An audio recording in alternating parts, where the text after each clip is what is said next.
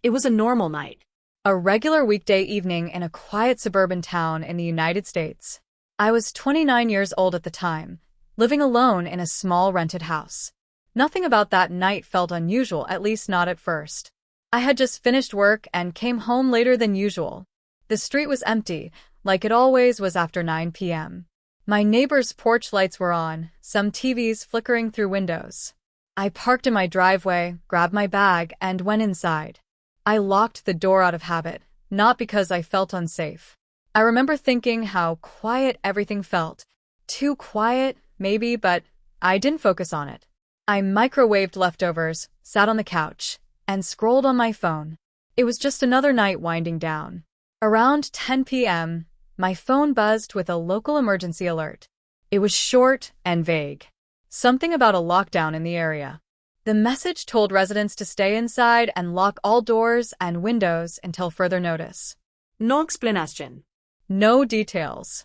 I shrugged it off at first. We'd had alerts before. Usually nothing serious. I double-checked the front door anyway and pulled the blinds shut. I told myself it was probably a mistake or something happening miles away. A few minutes later, I heard something outside. It wasn't loud, just a sound that didn't belong. Like footsteps on gravel. Slow ones. I paused the TV and listened. The sound stopped. I waited, then told myself I was imagining it. I checked the alert again. No update. That's when I noticed something small that didn't sit right with me. My back porch light was on. I never left it on. I stood up and walked toward the kitchen window, keeping my distance. The light illuminated part of the yard, but the rest was dark. I didn't see anyone. Still, I felt this pressure in my chest, like I shouldn't be standing there. Another sound followed. This time, it came from closer, from the side of the house. I stayed still. I remember thinking how stupid it would be to panic over nothing. I'd lived there for years. Nothing ever happened in that neighborhood. Then I heard breathing. Not inside the house. Outside. Right near the wall. It was slow. Controlled. Like someone trying not to be heard. That was the moment I realized the alert wasn't random. And whatever was happening in my area wasn't far away at all. I lived in a small single-story house on the edge of town. It wasn't new, but it was clean and quiet. The kind of place working people rented because it was affordable and close to the highway. The neighborhood was mostly families and older couples. Nothing ever happened there. It was early fall, and the nights were starting to cool down. That evening, the air felt heavy and still. No wind. No distant traffic. Just silence. The sky was clear, and the streetlights gave off a dull orange glow that barely reached my yard. I was there because it was home. I worked a standard office job, and usually kept to myself. That night, I had no plans. No visitors. No reason to leave the house again, once I came back from work. I remember feeling tired but calm, ready to relax and sleep early. Inside, the house was quiet except for the hum of the refrigerator and the faint noise from the TV. The layout was simple. Living room in front, kitchen in the middle, bedroom and bathroom toward the back. One hallway connecting everything. All the windows faced either the street or the fenced backyard. My phone sat on the coffee table beside me. After the emergency alert, I kept checking it, expecting another message. Nothing came through. I texted a coworker who lived nearby, asking if they'd heard anything. They replied that police were active somewhere in town, but they didn't know why. That didn't worry me too much. Police activity wasn't rare. I assumed it was something contained. Still, I made sure all the doors were locked. Front door. Back door. Even the bathroom window, which I usually ignored. I lived alone, but I wasn't completely isolated. My sister lived about 20 minutes away. A few neighbors were home, judging by the lights outside. That gave me some comfort. I wasn't out in the middle of nowhere. The house itself felt normal. Familiar. Safe. I had walked through it thousands of times. I knew every creak in the floor. Every sound the house made when it settled at night. That's why the earlier noise outside had caught my attention. It didn't match anything I was used to hearing. Still, I told myself there was a simple explanation. Maybe a neighbor cutting through the yard. Maybe an animal. I tried to relax and turn the TV volume back up, though not as loud as before. I stayed on the couch, phone in hand, lights on. I remember thinking I'd wait a few minutes, then head to bed, once another alert came through and cleared things up. At that point, everything still felt under control. The house was locked. I was inside. Whatever was happening outside felt distant, like something happening to someone else. At first, nothing happened. That was the strange part. The house stayed quiet, and the TV kept playing in the background. I sat there longer than I meant to, staring at my phone and waiting for another alert. The silence started to feel heavy, like it was pressing in on the house. Then I heard it again. A soft sound near the back of the house. Not loud enough to be obvious. Just enough to make me pause. It sounded like something brushing against the siding. Slow. Careful. I muted the TV and listened. Nothing. I told myself it was probably a stray cat or something caught in the wind. Even though there was no wind, I stayed seated, trying not to overthink it. But my eyes kept drifting toward the hallway that led to the back door. A minute later, I heard footsteps. They weren't heavy. They didn't rush. Each step sounded placed, like someone moving. Deliberately. The sound came from the backyard, close to the porch. I stayed still, barely breathing, listening for a pattern. The footsteps stopped right outside the kitchen wall. I stood up slowly and moved closer, careful not to make noise. The kitchen light was still on, and I realized too late that anyone outside could see me clearly through the window. I stepped back into the shadow of the hallway. That's when the porch light flickered. It didn't turn off. It just dimmed for a second, then came back on. I felt a tight feeling in my chest. That light had been on earlier, and now it felt like it was drawing attention to the house. I checked my phone again. Still nothing. No updates. No explanation. Then I heard a soft scrape near the back door, like something lightly dragging across the concrete. It stopped as soon as I focused on it. The timing felt wrong, like whatever was out there reacted to my movement. I stayed frozen in place. My heart was beating hard enough that I could feel it in my ears. I kept telling myself not to jump to conclusions. There was no proof anyone was there. Just sounds. Just shadows. But then I smelled something. It was faint. The smell of sweat. Not strong but human. It didn't belong in my kitchen. The air felt different, like someone had been close to the door for a while. I slowly looked toward the back door window. For a second, I thought I saw movement on the other side of the glass. A shape shifting away from the light. Not clear enough to describe. Just enough to confirm I wasn't alone. I stepped back, my hands shaking. I didn't want to believe it yet, but a quiet thought kept repeating in my head. Someone was outside, and they weren't leaving. After I stepped back from the kitchen, I didn't move for a long time. I stood there in the dark hallway listening. My whole body felt tight, like I was bracing for something I couldn't see. Every small sound inside the house suddenly felt loud. Then the back door handle moved. It didn't turn all the way, just a slight movement, like someone testing it gently. I felt my stomach drop. That sound erased any doubt I had left. This wasn't an animal. This wasn't random noise. Someone was trying to get in. I quietly locked the deadbolt, even though I was sure it was already locked. The click sounded louder than it should have. I waited, holding my breath, expecting something to happen immediately. Nothing did. That silence was worse. A few seconds later, I heard slow footsteps again. This time, they moved along the back wall of the house. The sound of shoes on concrete. Not rushing, not hiding, just pacing, like the person was deciding something. I backed farther into the hallway, away from the windows. The house suddenly felt small. Every room felt exposed. I realized how many windows there were, how thin the doors were. I had always thought of the place as safe. Now it felt fragile. My phone buzzed in my hand. Another alert.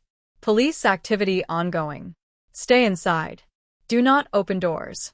My hands started shaking. I crouched slightly, keeping low, and moved toward the bedroom. Each step felt too loud. I winced every time the floor creaked, afraid whoever was outside could hear me. Then the porch light went off. The yard went completely dark. A shadow passed across the kitchen window. Clear this time. No mistake. I saw the outline of a man's head and shoulders. He stopped right in front of the glass, close enough that I imagined he could see inside if the light was on. I heard breathing again. Slower now. Closer.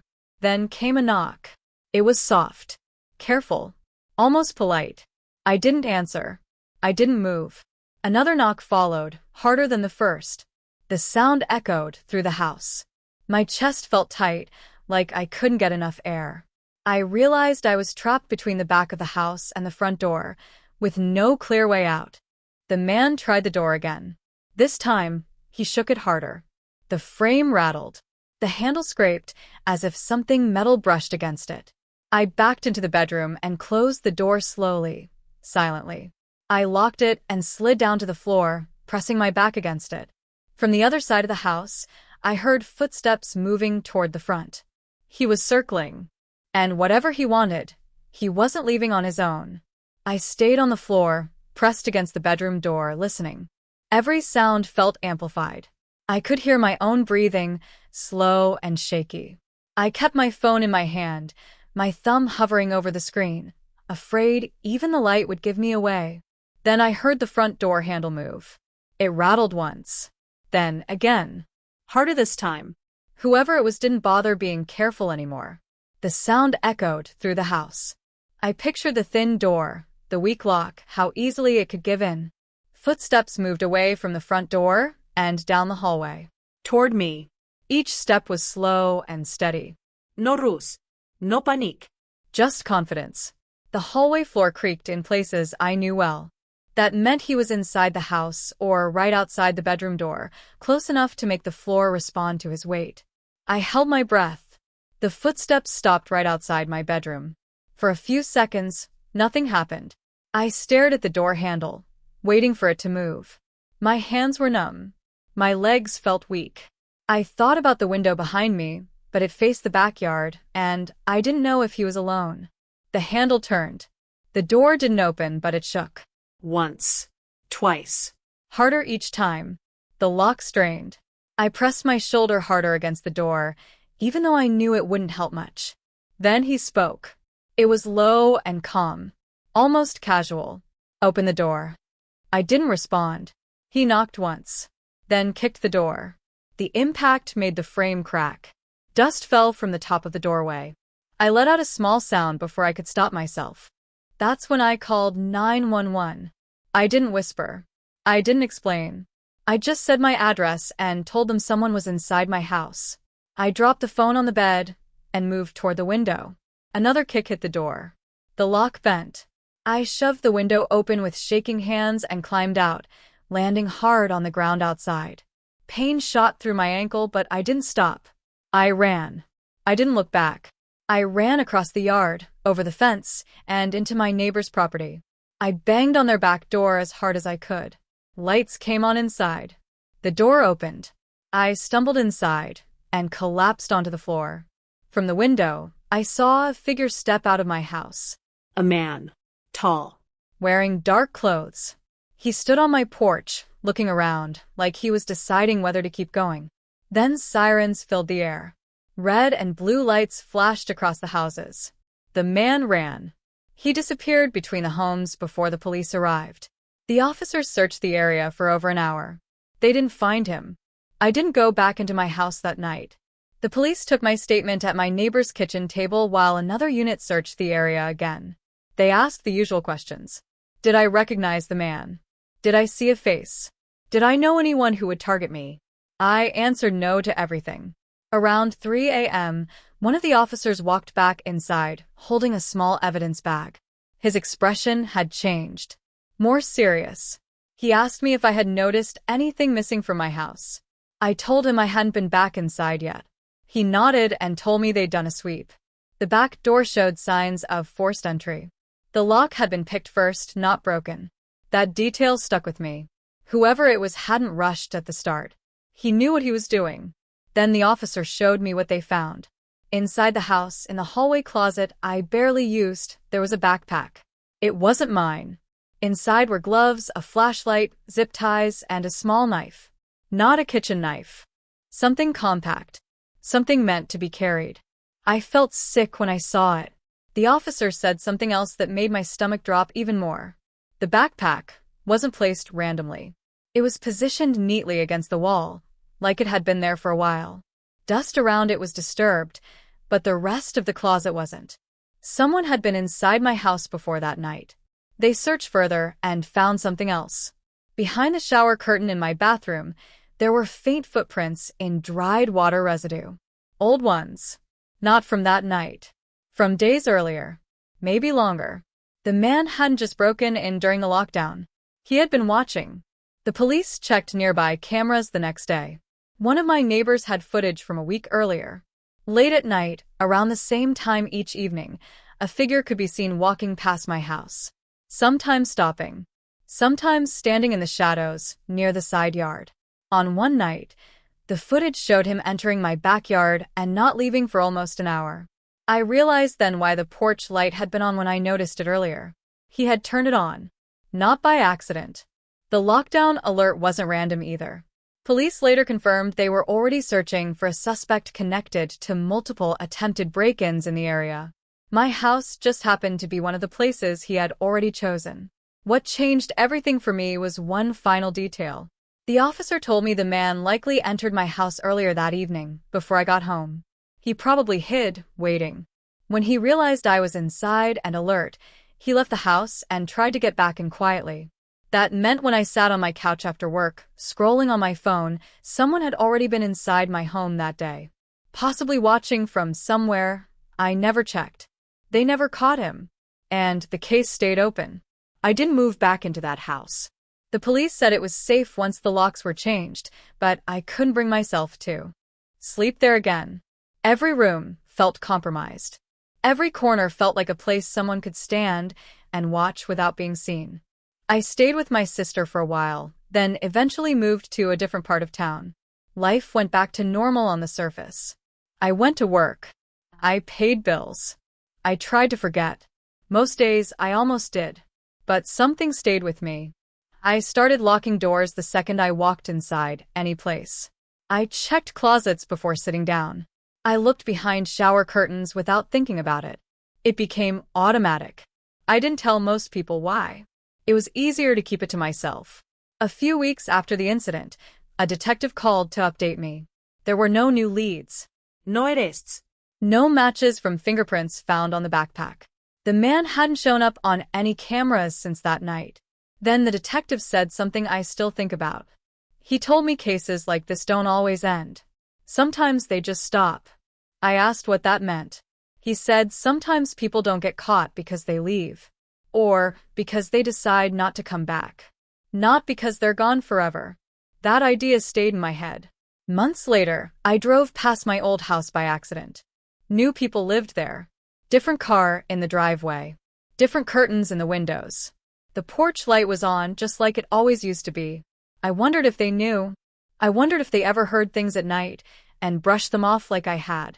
I never got confirmation of how long the man had been watching me. Days. Weeks. Longer. No one could tell me where he went after he ran. No one could tell me if he picked another house. Another person. Sometimes, late at night, I still think about how calm he sounded when he told me to open the door. Like he expected me to. Like this wasn't the first time it had worked for him. What scares me most isn't what happened that night. It's what didn't happen. He had time. He had tools. He had already been inside my home before. And if the lockdown alert hadn't gone out when it did, I don't know how that night would have ended. I still live in the same state. Same general area. And every once in a while, when I come home and notice a light on that I don't remember leaving on, I feel that same tightness in my chest. Because I still don't know who he was. And I don't know how close he might still be. I never went back to that house to live there. The police told me it was safe. They replaced the locks. They checked the windows. They said the man was gone, and that there was no reason to think he would return.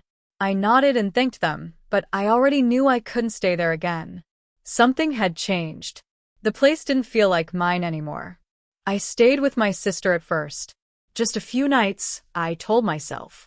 Those few nights turned into weeks. Even there, in a house full of people, I slept lightly. Every sound pulled me awake.